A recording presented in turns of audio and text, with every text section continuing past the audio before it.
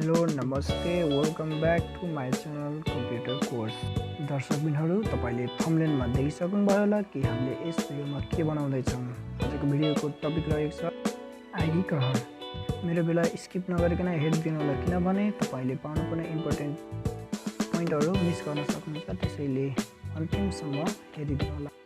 दर्शकबिनहरू, यदि तपाईँ मेरो च्यानलमा नयाँ हो भने मेरो च्यानललाई सब्सक्राइब गरी सब्सक्राइब बटनलाई अलमा राख्न नबिर्सिनु होला। अब भिडियोलाई ढिलाइ नगरी सुरु गरौँ। सबैभन्दा पहिला पेजलाई चाहिँ ठिक गर्नुपर्ने हुन्छ। त्यसको लागि तपाईँ चाहिँ पेज लेआउटमा गएर मार्जिनलाई चाहिँ तपाईँले मार्जिनलाई न्यारोमा राखी, ओरिएन्टेसनलाई ल्यान्डस्केपमा राखी, साइजलाई चाहिँ A4मा राख्ने हो।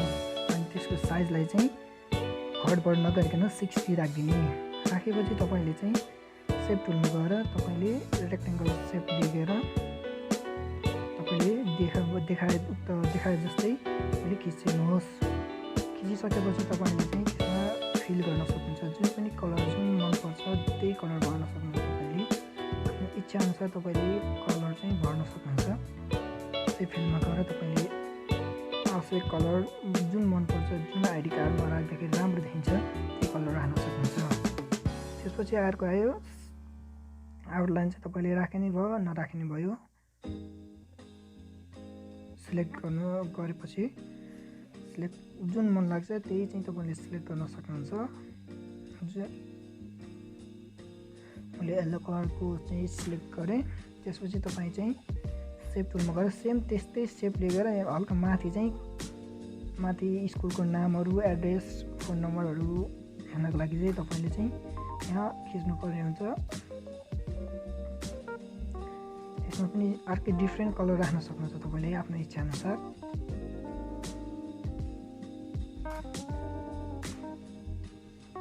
तपाईँलाई जुन इच्छा लाग्छ त्यही कलर, जुन सुहाउँछ त्यही कलर राख्न सक्नुहुन्छ।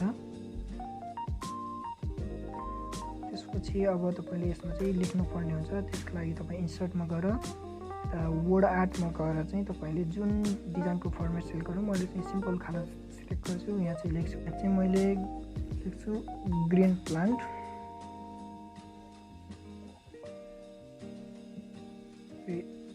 ANT प्लान्ट बोर्डिङ स्कुल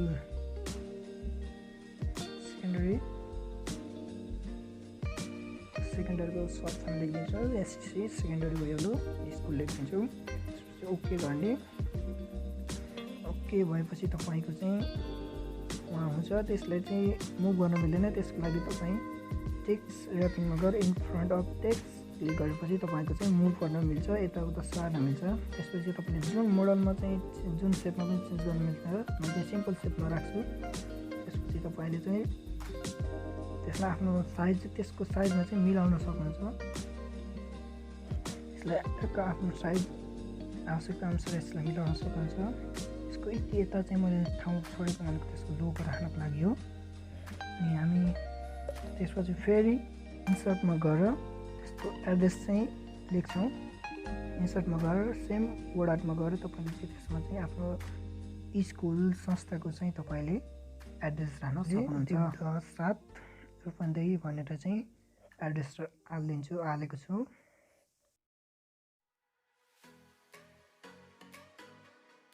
त्यसपछि ओके गर्ने। ओके गरेपछि सेम प्रोसेस चाहिँ यसमा अप्लाई हुन्छ। यो मुभ नहुने भएकाले यसलाई चाहिँ टेक्स्ट ऱ्यापिङमा गएर इन फ्रन्ट अफ टेक्स्ट गरी यसलाई मुभ गर्न सकिन्छ। यसलाई चाहिँ ठ्याक्क आफ्नो साइजमा चाहिँ मिलाएर राख्न सक्नुहुन्छ।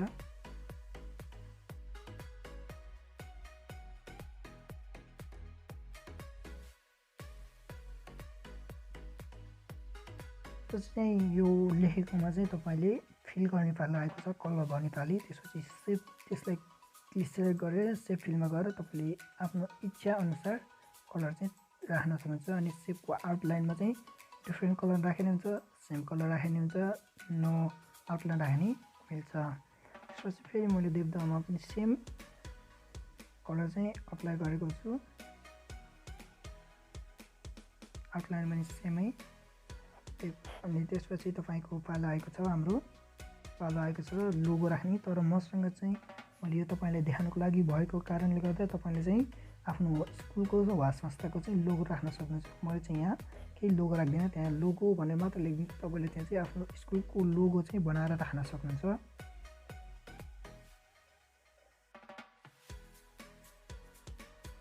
त्यसपछि फेरि तपाईँ इन्सर्टमा गएर चाहिँ आइडी कार्ड लेख्नको लागि चाहिँ तल हल्का एउटा सेपको आवश्यकता पर्छ।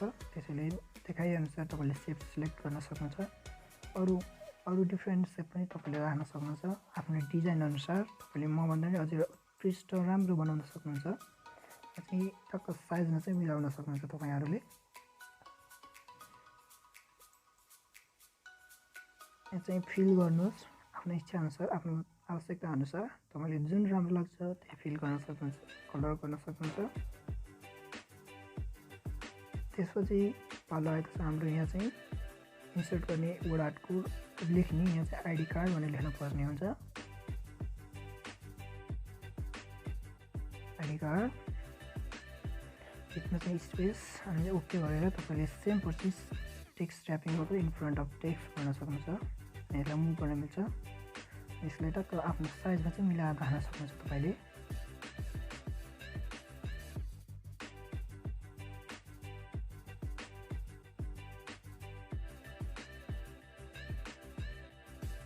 त्यसपछि फिल गर्नुहोस्, आफ्नो इच्छाअनुसार कलर चेन्ज गर्न सक्नुहुन्छ तपाईँले। मैले चाहिँ सेम कलर राखिदिएको छु, तपाईँले आफ्नो इच्छाअनुसार जुन कलर फिल गर्न सक्नुहुन्छ। मभन्दा उत्कृष्ट कलर राखेर राम्रो डिजाइन गर्न सक्नुहुन्छ। त्यसपछि हाम्रो आएको छ यहाँ नेम, फ्याकल्टी, जे एड्रेसहरू सबै लेख्ने चाहिँ यहाँ अब पालो आएको छ। त्यसपछि मैले लेख्छु नेम, साइजलाई बढाउनु पर्यो। चाहिँ मैले लेख्छु नेम, मैले यहाँ नेम लेख्न सक्नुहुन्छ।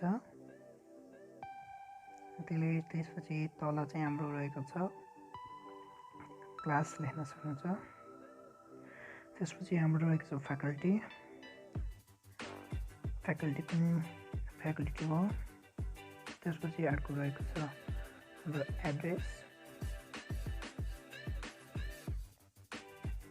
एड्रेसपछि हाम्रो रहेको छ कन्ट्याक्ट नम्बर, कन्ट्याक्ट हाल्नु तपाईँले यहाँ नम्बर हाल्न सक्नुहुन्छ। यहाँ यसलाई बताउनु पर्यो। त्यसपछि हाम्रो रहेको छ इस्यु डेट, कुन दिन लागू भयो यो आइडी कार्ड। Issue date.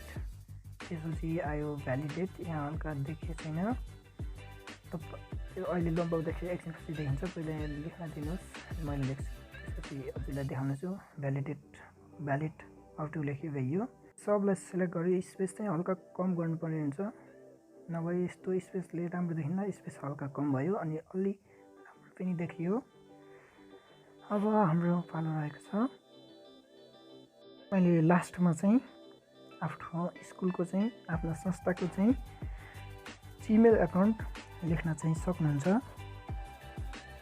म चाहिँ यहाँ लेख्छु greenplant@gmail.com।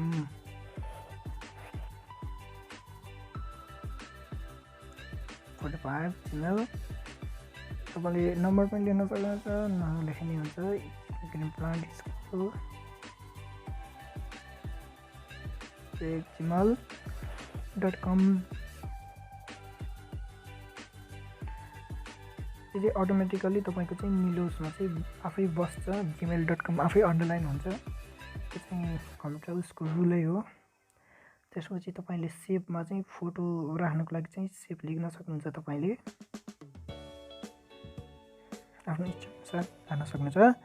त्यसपछि चाहिँ यहाँ मैले तपाईँले चाहिँ आफ्नो फोटो राख्न नि सक्नुहुन्छ। तपाईँ सेभ फिल्डमा गएर चाहिँ पिक्चरहरू आफ्नो पिक्चर इन्सर्ट चाहिँ गर्न सक्नुहुन्छ। तपाईँले पिक्चरमा क्लिक गरेर जुन तपाईँको कुन व्यक्तिको आइडी कार्ड गराउने त्यो व्यक्तिको फोटो चाहिँ इन्सर्ट गर्न सक्नुहुन्छ तपाईँले। त्यसपछि तपाईँले यहाँ टेक्स्ट एड गर्नु, मैले चाहिँ टेक्स्ट एड गरेर यहाँ चाहिँ फोटो लेखिदिन्छु। तपाईँले यहाँ फोटो आफ्नो एड गर्न सक्नुहुन्छ।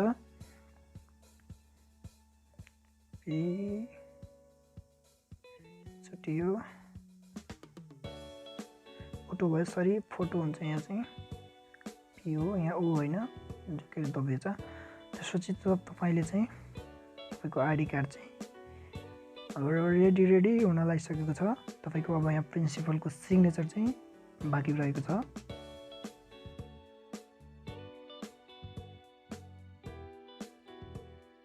यहाँ मैले प्रिन्सिपल साइन लेखिदिन्छु।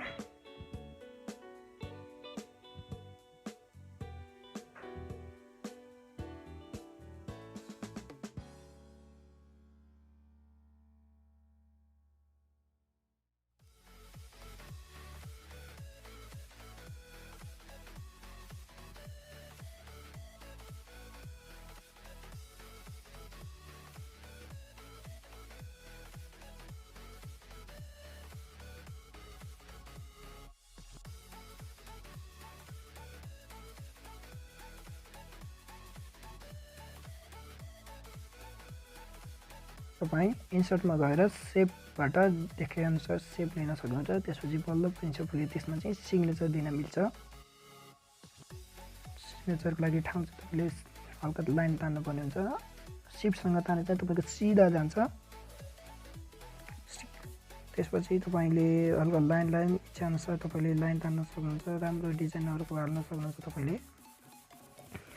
त्यसपछि तपाईँको आइडी कार्डको प्रिन्सिपलको सिग्नेचर पनि हल्का मिलिसक्यो नलागिसकेको छ। हल्काले यति यता मिल्नुपर्छ। तपाईँको प्रिन्सिपलको साइन पनि मिलिसकेको छ। अब हाम्रो आइडी कार्डलाई हल्का धेरै लामो भए छोटो गराउनु पर्ने हुन्छ।